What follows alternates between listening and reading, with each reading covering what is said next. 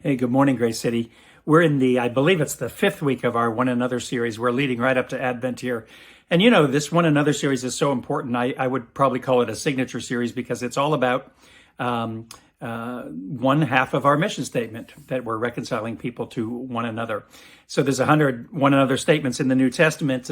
And this week we're going to be looking at the Apostle Peter in his first letter to the gathered churches in Northern Asia Minor, when he writes this, offer hospitality to one another. Now, the context of it will blow your minds, that he's talking about hospitality, which we sort of take maybe with a grain of salt. I don't know. But he puts it in a context that is so significant, so important. And, it was to me, too. When I was a 14-year-old and I was hearing the gospel through Young Life, the ministry at my high school, for the first time, I went on a trip before I ever met the Lord, but I was really involved with this group.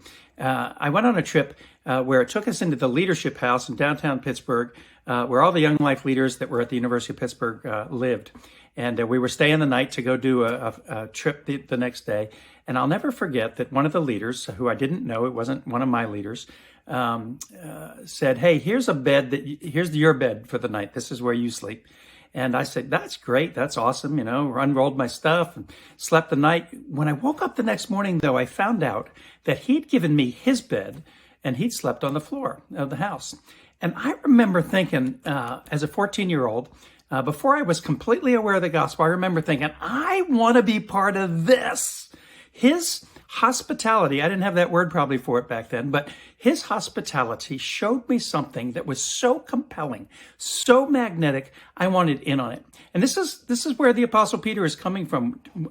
You won't believe the context of what he means when he says offer hospitality to one another. So that's what we're getting into Sunday. Hope you'll join us at the BMI. It really is. It's so easy to come to church in this season. It's big. It's high ceilinged. It's safe. We're masked.